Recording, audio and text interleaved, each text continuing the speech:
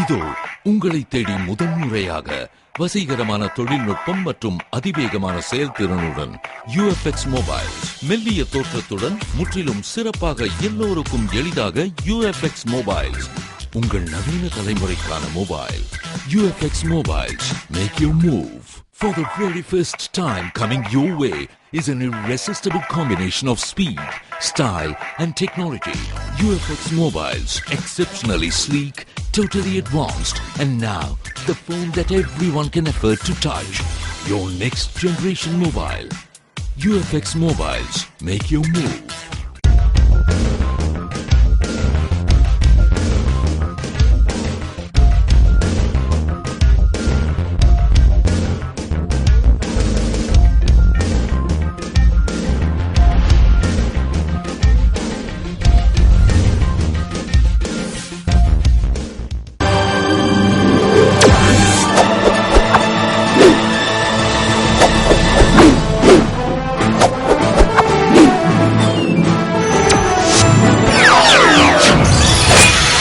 நீங்கள் பார்த்துக் கொண்டிருப்பது AJK டிவியின் புதுவை மாலை.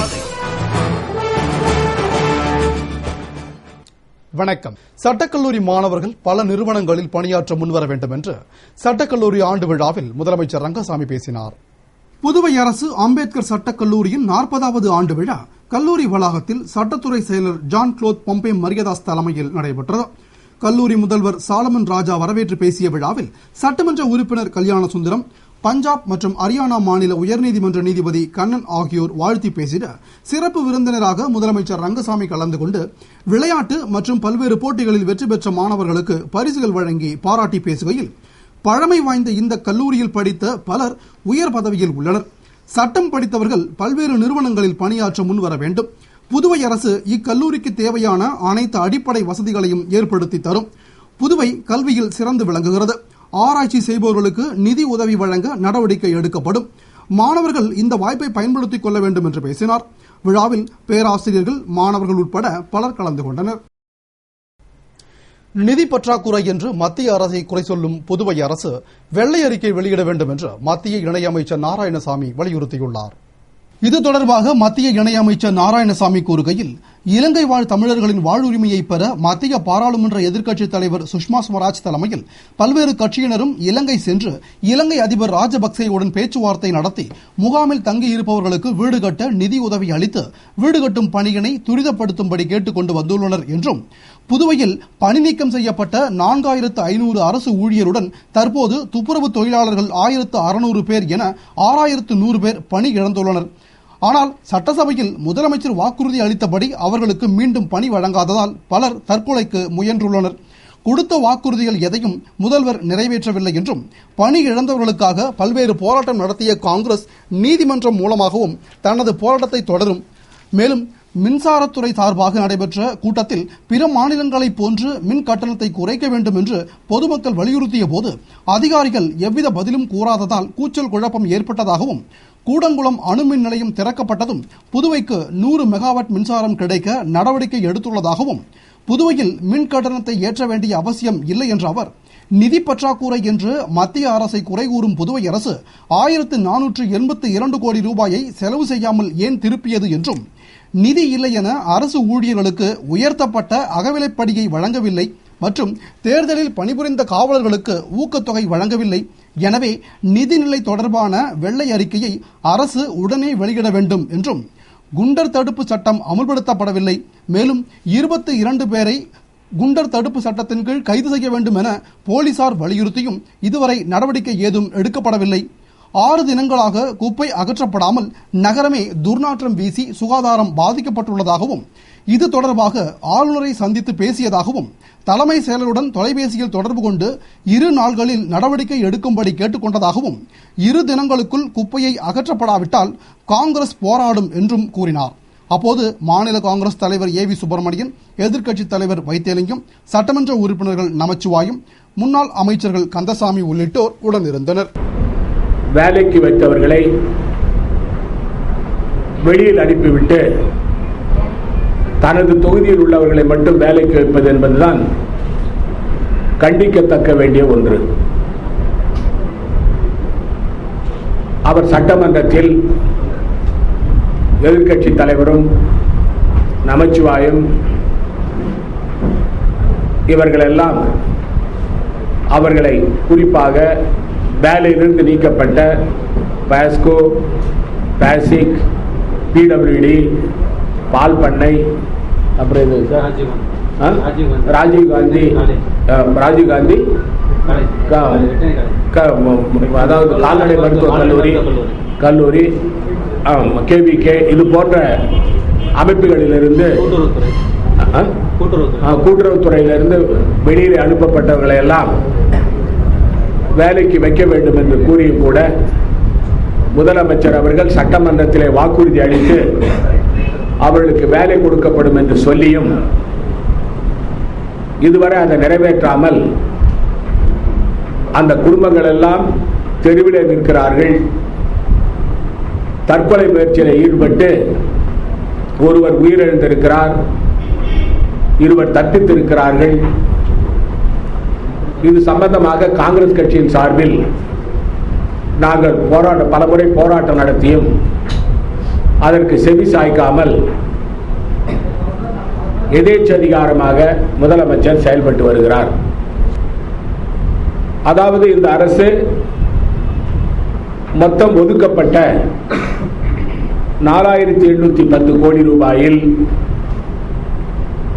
3333 கோடி ரூபாய் தான் புக் செய்திருக்கிறது, செலவினம் காட்டியிருக்கிறது. சுமார் 30% தொகை, அதாவது இப்பொழுது இறுதி கணக்குப்படி 1477 கோடி ரூபாய் செலவு செய்யாமல் திருப்பி அனுப்பப்பட்டிருக்கிறது. நிதி பற்றாக்குறை என்று மத்திய அரசை குறை சொல்லுகின்ற திரு ரங்கசாமி அரசு புதுவை மாநில மக்கள் மத்தியில் வெள்ளை அறிக்கை சமர்ப்பிக்க வேண்டும். புதுவை ஆளுநர் இக்பால் சிங்கை மத்திய இணையமைச்சர் நாராயணசாமி மற்றும் முதலமைச்சர் ரங்கசாமி ஆகியோர் சந்தித்து பேசியது புதுவை அரசியலில் பெரும் பரபரப்பை ஏற்படுத்தியுள்ளது. புதுவை ஆளுநர் இக்பால் சிங்கை மத்திய இணையமைச்சர் நாராயணசாமி திடீரென சந்தித்து புதுவையில் கடந்த 6 நாட்களாக குப்பை அகற்றாமல் தேங்கி கிடப்பது குறித்தும் காலரா உள்ளிட்ட தொற்றுநோய் பரவும் அபாயம் ஏற்பட்டுள்ளதாகவும் இதில் மக்கள் நலன் கருதி உடனடி நடவடிக்கை எடுக்க வேண்டும் என கோரிக்கை விடுத்தார். இந்நிலையில் முதல்வர் ரங்கசாமியும் ஆளுநரை சந்தித்து தானே புயலால் பாதிக்கப்பட்ட மீனவர்களின் படகுகளுக்கு நிவாரணம் வழங்குவது, ஒற்றை அவியல் அரிசி வழங்குவது உள்ளிட்ட பல்வேறு நலத்திட்டங்கள் குறித்தும் குப்பைகள் அகற்றுவதில் அரசுக்கு ஏற்பட்டுள்ள பிரச்சனைகள் குறித்தும் பேசியதாக கூறப்படுகிறது. இதனிடையே ஆளுநர் இக்பால் சிங் தலைமை செயலர் சத்தியவதியை அழைத்து குப்பை அகற்றுவதில் ஏற்பட்டுள்ள பிரச்சனை குறித்தும் 1600 தொழிலாளர்கள் பணிபுரிந்த இடத்தில் 300 தொழிலாளர்களை கொண்டு குப்பைகளை அகற்றுவது இயலாது, எனவே அரசு சார்பில் அதிக தொழிலாளர்களை ஈடுபடுத்தினால்தான் நிலைமை சரியாகும் என கூறியதாக தெரிகிறது. இத்தகைய சூழலில் மத்திய இணையமைச்சர் மற்றும் முதலமைச்சர் ஆகியோர் ஆளுநரை சந்தித்தது புதுவை அரசியலில் பெரும் பரபரப்பை ஏற்படுத்தியுள்ளது. புதுவை அரசு சார்பில் நடைபெற்ற பாவேந்தர் பாரதிதாசன் பிறந்தநாள் விழாவில் முதலமைச்சர் ரங்கசாமி கலந்து கொண்டு மரியாதை செலுத்தினார். புதுவை அரசு செய்தி மற்றும் விளம்பரத்துறை சார்பில் பாவேந்தர் பாரதிதாசனின் 122வது பிறந்தநாள் விழா நடைபெற்றது. இதனை முன்னிட்டு பாரதி பூங்காவில் உள்ள பாவேந்தர் சிலைக்கு முதலமைச்சர் ரங்கசாமி மாலை அணிவித்து மரியாதை செலுத்தினார். தொடர்ந்து சபாநாயகர் சபாபதி, அமைச்சர்கள் ராஜவேலு, தியாகராஜன், அரசு கொறடான் நேரு, வீட்டு வசதி வாரிய தலைவர் மதி உள்ளிட்டோர் மாலை அணிவித்து மலர் தூவி மரியாதை செலுத்தினர். அதேபோன்று பாரதிதாசன் அறக்கட்டளை சார்பில் தமிழ் மாமணி மன்னர் மன்னன் அறக்கட்டளை நிறுவனர் பாரதி மற்றும் நிர்வாகிகள் மாலை அணிவித்து மலர் தூவி மரியாதை செலுத்தினர். இளைஞரணி நேர்காணலுக்காக திராவிட முன்னேற்றக் கழக பொருளாளர் ஸ்டாலினின் புதுவை வருகை தொடர்பாக ஆலோசனைக் கூட்டம் நெல்லித்தோப்பில் முன்னாள் நகரமன்ற துணைத் தலைவர் திரு ஜான்குமார் தலைமையில் நடைபெற்றது. புதுவை நெல்லித்தோப்பு முன்னாள் நகரமன்ற துணைத் தலைவர் திரு ஜான்குமார் இல்லத்தில் புதுவை மாநிலத்தின் அனைத்து சட்டமன்ற தொகுதிகளின் இளைஞரணி அமைப்பாளர்கள், துணை அமைப்பாளர்கள், புதிய நிர்வாகிகள் தேர்வுக்கு நேர்காணல் நடத்திட புதுவைக்கு வருகை தரும் திராவிட முன்னேற்றக் கழக பொருளாளரும் இளைஞரணி செயலாளருமான ஸ்டாலினுக்கு வரவேற்பு அளிப்பது தொடர்பான ஆலோசனைக் கூட்டம் நடைபெற்றது.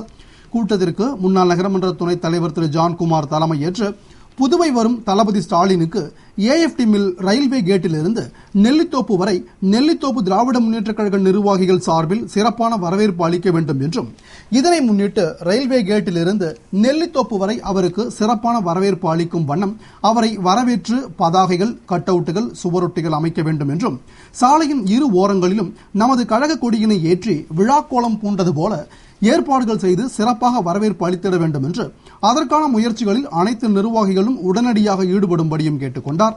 மற்றும் வரவேற்பு நிகழ்ச்சியில் நெல்லித்தோப்பு திராவிட முன்னேற்றக் கழகத்தினர் கழக நிர்வாகிகள் அனைவரும் கலந்து கொள்ள வேண்டும் என்று அவர் அன்புடன் அழைப்பு விடுத்தார். கூட்டத்தில் நெல்லித்தோப்பு நிர்வாகிகள் ஆண்கள் பெண்கள் உட்பட பலர் கலந்து கொண்டனர். புதுவையில் குப்பை அகற்றப்படாமல் தேங்கியிருப்பதை கண்டித்து மாணவர் காங்கிரஸ் சார்பில் கண்டன ஆர்ப்பாட்டம் நடைபெற்றது. புதுவையில் தனியார் நிறுவனம் மூலம் நடைபெற்ற குப்பை அகற்றும் பணி நிறுத்தப்பட்டதால் ஆங்காங்கே பல்வேறு இடங்களில் குப்பைகள் அகற்றப்படாமல் தேங்கி துர்நாற்றம் வீசுகிறது. மேலும் நோய் பரவும் அபாயம் ஏற்பட்டுள்ளதை கண்டித்து மாநில மாணவர் காங்கிரஸ் சார்பில் மாணவர் காங்கிரஸ் தலைவர் ஜெயதீபன் தலைமையில் பாரதி வீதி வெள்ளாளர் வீதி சந்திப்பில் கண்டன ஆர்ப்பாட்டம் நடைபெற்றது. ஆர்ப்பாட்டத்தில் குப்பை அகற்றப்படாததை கண்டித்து கோஷமிட்ட மாணவர்கள் துர்நாற்றம் வீசியதால் மக்களுக்கு கேடு விளையாத வண்ணம் முகமூடியை அளித்தனர். ஆர்ப்பாட்டத்தில் சிறப்பு அழைப்பாளராக மாநில காங்கிரஸ் தலைவர் ஏவி சுப்பிரமணியன் கலந்து கொண்டு குப்பை அகற்றப்படாததால் புதுவையில் சுகாதாரம் கெட்டுவிட்டது என்றும் அனைத்து துறைகளிலும் அரசு செயலிழந்து விட்டதாகவும் பேசினார். இதில் மாணவர் காங்கிரஸ் நிர்வாகிகள் மற்றும் உறுப்பினர்கள் திரளாக கலந்து கொண்டனர்.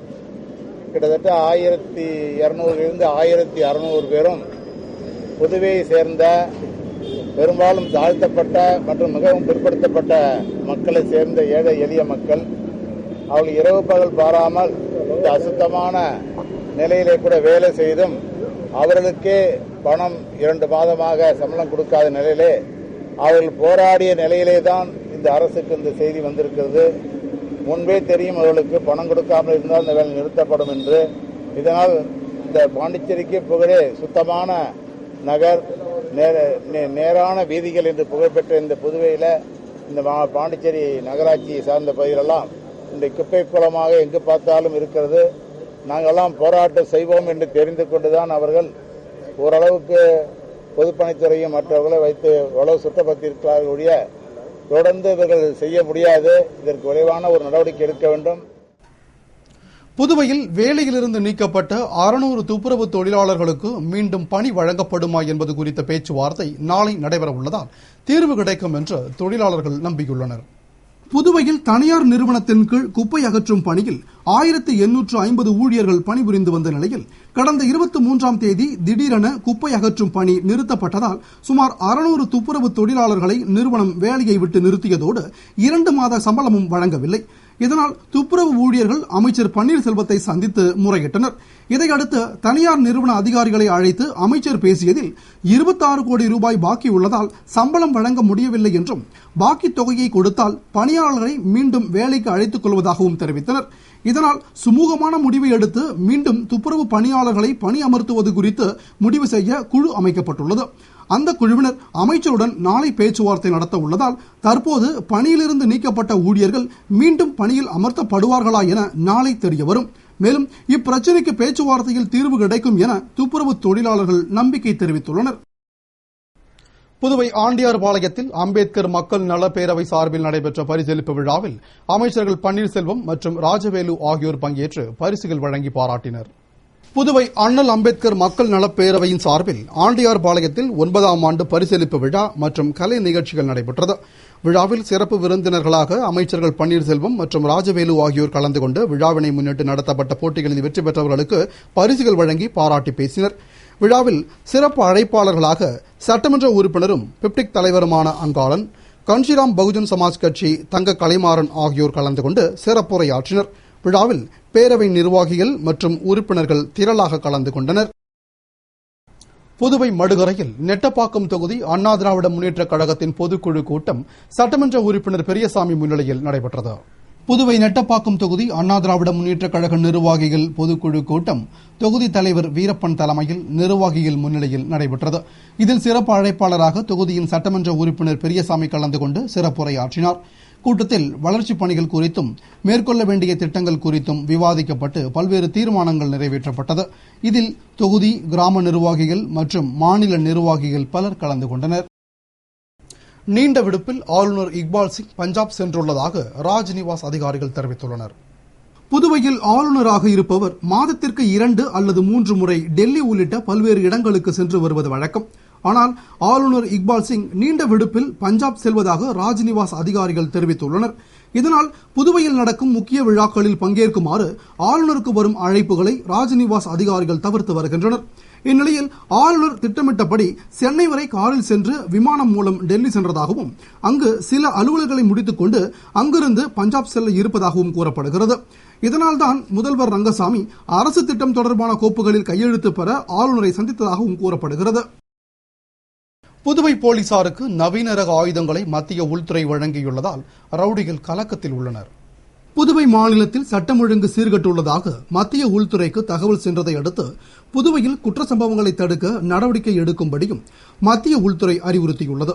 மேலும் தீவிரவாதிகள் ஊடுருவலை தடுக்கவும், சட்டம் ஒழுங்கை சீர் செய்யவும், ஏனாம் போன்ற இடங்களில் நிலவும் கலவரங்களை தடுக்கவும் புதுவை காவல்துறையினருக்கு 4 கோடி ரூபாய் மதிப்பிலான நவீன ரக ஆயுதங்களை உள்துறை வழங்கியுள்ளது. அவற்றை ஐஜி சர்மா உத்தரவின்படி அந்தந்த காவல் நிலையங்களுக்கு காவல் அதிகாரிகள் வழங்கி வருகிறார்கள்.